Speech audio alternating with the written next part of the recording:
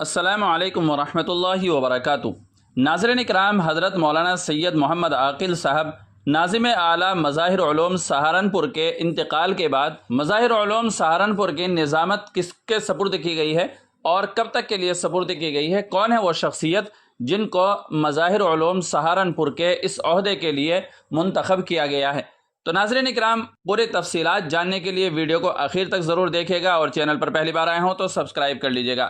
جی ہاں ناظرین اکرام، ممتاز دینی درسگاہ جامعہ مظاہر علوم سہارنپور کے ناظم اعلیٰ مولانا سید محمد عاقل صاحب سہارنپوری کے انتقال کے بعد ادارے کی مجلس شورا کے صدر مولانا حکیم کلیم اللہ علی گڑھی نے بعض اراکین شورا سے مشاورت کے بعد ادارے کے سینئر استاد حدیث مفتی محمد طاہر قاسمی غازی آبادی کو کارگزار ناظم مقرر کیا ہے۔ یہ تقرری آئندہ مجلس شورا کے اجلاس تک ہے۔ شورا کے اجلاس میں باقاعدہ ناظم اعلیٰ کا انتخاب عمل میں آئے گا۔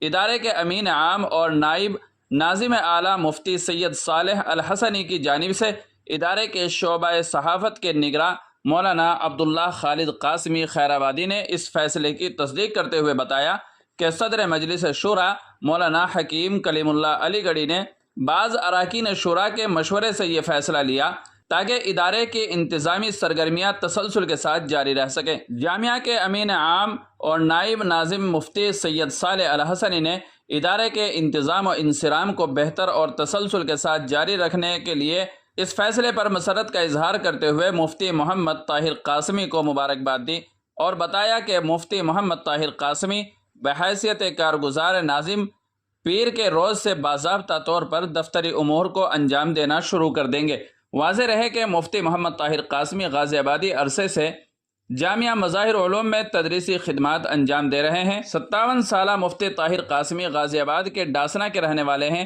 اور وہ دارالعلوم دیوبند میں بھی اپنی علمی خدمات انجام دے چکے ہیں۔ 1996 میں بحیثیت مفتی دارالعلوم دیوبند سے مظاہر علوم سہارنپور بلائے گئے تھے۔